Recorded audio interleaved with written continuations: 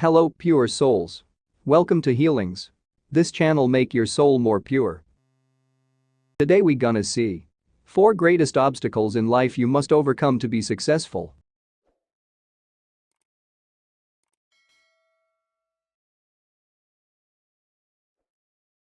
Number 1.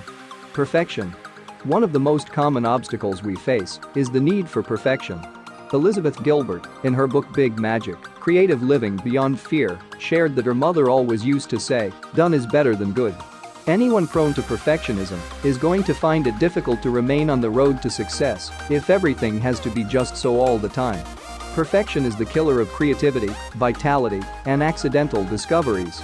There are so many instances of people fortuitously discovering things that we use every day. If they had been so concerned with perfection, they may never have enjoyed the success of their mistakes. Plus, learning from our mistakes is how we develop and grow throughout our lives. Therefore, perfect will never provide a straight shot to success. How can you stop going for perfection?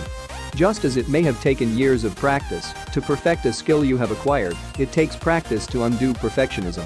Try the following: try new things and let go of your expectations. Don't do everything on your to-do list. See what happens when you leave it for tomorrow. Learn how to prioritize. No, everything isn't equally important all the time. If you're feeling particularly rebellious, send an email with a typo in it. Have fun with this and learn how to laugh at yourself. Welcome to the wonderful world of being human. Number 2. Fear. Fear is triggered when we have a thought or perception that we are not safe and secure. This is quite a useful tool when there is a real threat to our safety. However, when the threat is imaginary, fear can actually prevent us from doing the work we need to do to achieve our goals. As with perfectionism, the best way to deal with fear is to become more mindful. Here are some steps you can try in working through fear. 1. Sit with the emotion of fear and notice where you feel it in your body. Notice the thoughts that accompany the feeling.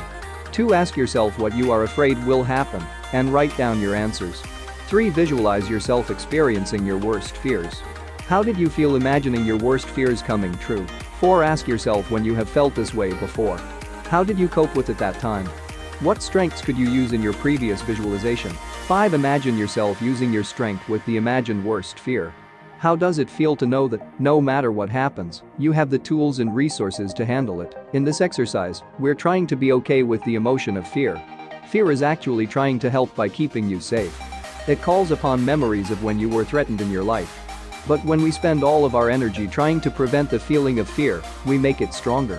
We also deny ourselves the memories of all the times we have faced our fears and triumphed. Allowing the fear to be present and calling upon memories of making it through challenging times helps to convince our minds that, as President Franklin Roosevelt said, the only thing to fear is fear itself. Number 3. Lack of clarity. Imagine that you are going on a trip and you need to pack. Your suitcase is out, but you don't know any details of the trip. You haven't decided where you're going, how long you'll be gone, or what you'll be doing. How easy will it be to pack for this trip? If we're trying to run our careers or lives without clarity, it can be nearly impossible to figure out what we need to be doing to get to our destination of success. So, how do we get clarity? Author and speaker Simon Sinek had some excellent advice for businesses on how to get clarity, and it applies beautifully to just about any area of life. According to Sinek, when clarifying your message, you should start with your why. In other words, why are you doing what you do? Once you are clear on your why, it will be much easier to figure out your how and your what. Let's go back to the packing analogy. Perhaps your why for vacationing is to get some much-needed rest as you have been stressed out lately.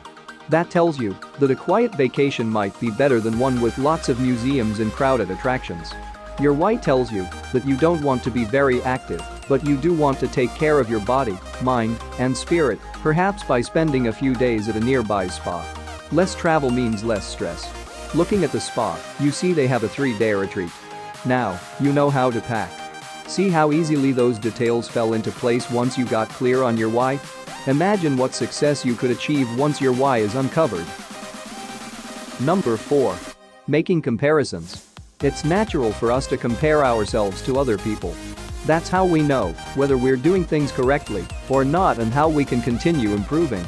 When we get into a habit of making comparisons all the time and feeling bad about not being able to keep up with the Jones, this can pull our energy down.